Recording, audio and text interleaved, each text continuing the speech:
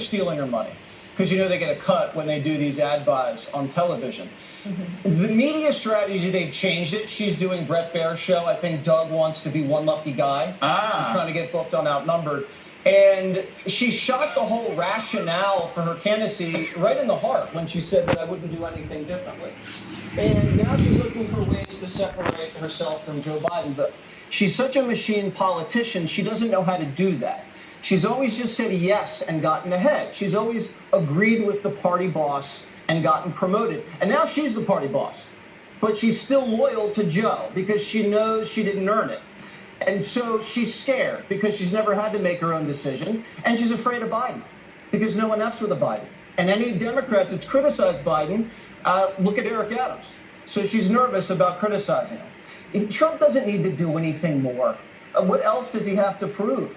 She's trying to bait him, and it looks desperate because she's down and she knows it. He's gotten 7 debates under his belt.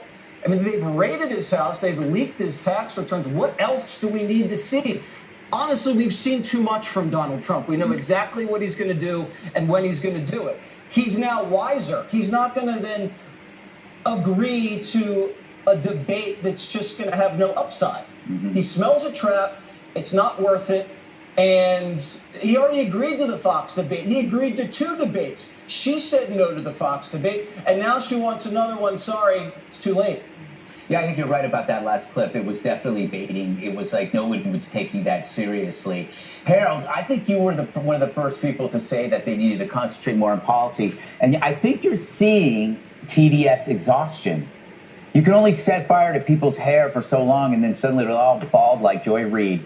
You can't keep telling people that Trump is evil. It doesn't mean anything. Yeah, now they're stuck with this non-policy, non-competent politician known as Kamala Harris.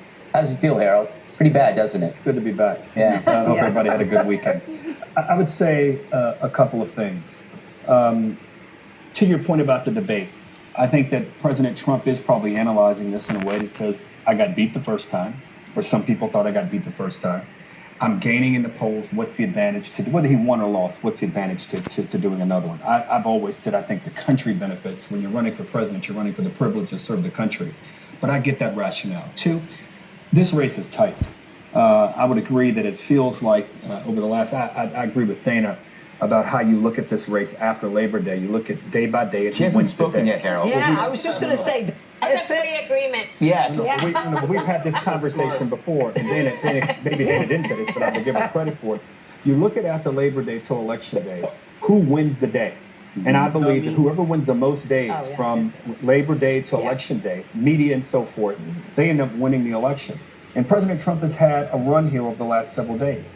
I think it was smart of her to accept the invitation to come on Fox, and she's coming on our pal Brett Baer's show, who I know will be tough and fair with her, and will elicit answers around the border, will elicit answers around her changed positions on serious issues like border security and even like the economy and things that she would do differently. I think one of the things that Vice President Harris did not do well last week was her answer about what would you do differently over the last several years. I think to say nothing suggests that you're not anticipating different facts and circumstances. I don't think anything's wrong with saying over the last 4 years we had facts come our way and we behaved with all the data and we thought we did the best things. Going the next 4 years, I'll be the boss. I hope she's able to do some of that on the show with him.